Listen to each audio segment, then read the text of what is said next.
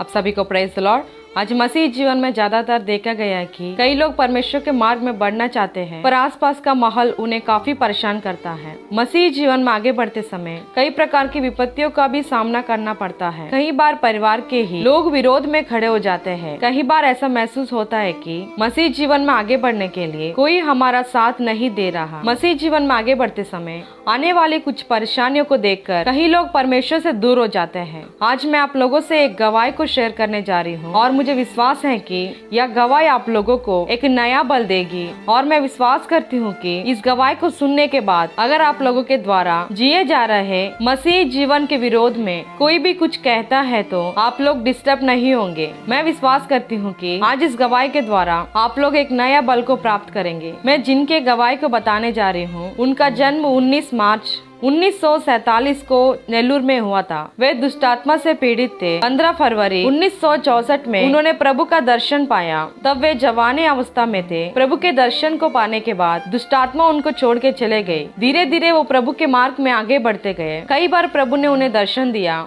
और वो प्रभु की सेवा के लिए आगे बढ़ते गए। जब वे 30 साल के थे तब 7 जुलाई 1977 को उन्होंने जिला गुंटूर में झोपड़ी बनाकर सेवा आरंभ किया। वे पैदल पैदल गांव-गांव जाकर सुसमाचार प्रचार करते थे। कई बार उनके पास खाने के लिए भोजन नहीं रहता था। तब वे इमली के पत्तों को खाकर भूख मिटाते थे। एक रात वे एक विश्वासी महिला के घर प्रार्थना करने के लिए गए। तब उस विश्वासी महिला ने उन्हें खाने के लिए भोजन दिया। जब वे भोजन कर रहे थे तब उस महिला के पति ने आकर उस प्रभु के दास को काफी बुरा भला कहा और उनके भोजन में 2 बार थूक दिया। पर उस प्रभु के दास ने बिना कुछ कहे उस भोजन को ऐसे ही खा लिया। प्रभु के दास की स्वभाव एवं नम्रता को देखकर उस व्यक्ति का मन परिवर्तन हो गया और अगले दिन वह व्यक्ति उस प्रभु के दास के पास जाकर प्रभु को ग्रहण करके उस प्रभु के दास को 2 बोरी चावल दान में दिए। इस प्रभु के दास के जीवन में ऐसी कई सारी अद्भुत गवाहियां हैं। इस प्रभु के दास ने प्रभु के प्रति अपने सेवा को काफी गरीब अवस्था में चालू किया था। कई सारी तकलीफ को इन्होंने देखा, पर इनकी नम्रता के कारण और सच्चे दिल से प्रभु के सेवा करने के कारण प्रभु ने इन्हें काफी ऊंचा किया। आज पूरी दुनिया में इस प्रभु के दास के द्वारा आरंभ किया चर्च के हजारों ब्रांचेस है।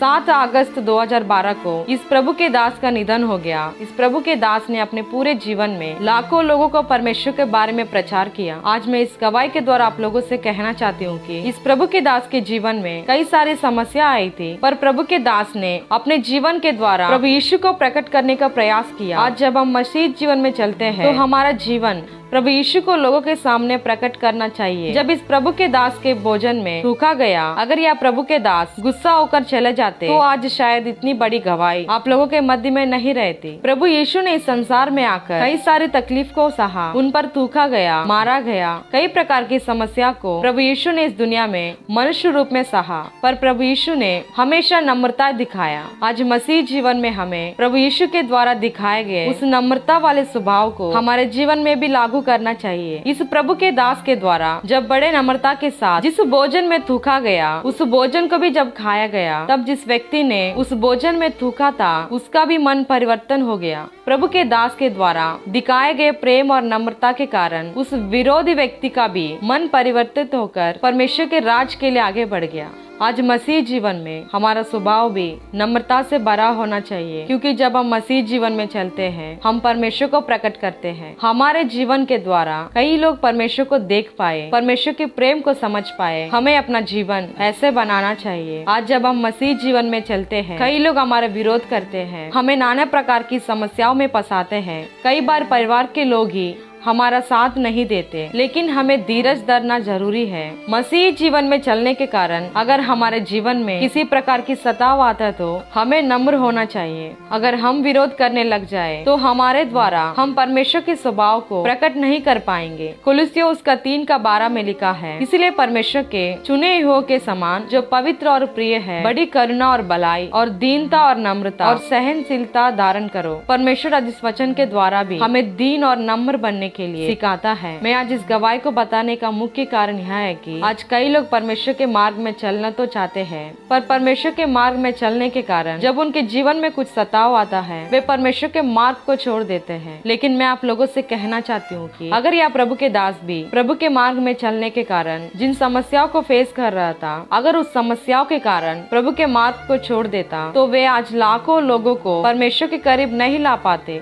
हो सकता है कि आज आप लोगों के जीवन में मसीह मार्ग में चलने के कारण कई प्रकार की सताव आ रहे हो। विश्वास रखे मेरे प्रियो, यह सताव कुछ समय का ही है। आप स्थिर बने रहे, अपने शब्दों को कंट्रोल करें, विरोध की बातें ना कहें, अपने जीवन से लोगों के सामने नम्रता को दिखाएं। आज आप लोगों के जीवन में जितना भी सताव हो, आने वाले दिनों में यही सताव बड़ी गवाही को लेके आएगा। मैं विश्वास करती हूँ कि आज का यह मैसेज सुनने के बाद आप लोगों के जीवन में अगर मसीह मार्ग में चलने के कारण किसी प्रकार की सताव आता है तो आप लोग स्थिर बने रहेंगे। परमेश्वर जरूर इस मैसेज के द्वारा आप लोगों को नया बल देंगे। Praise the Lord.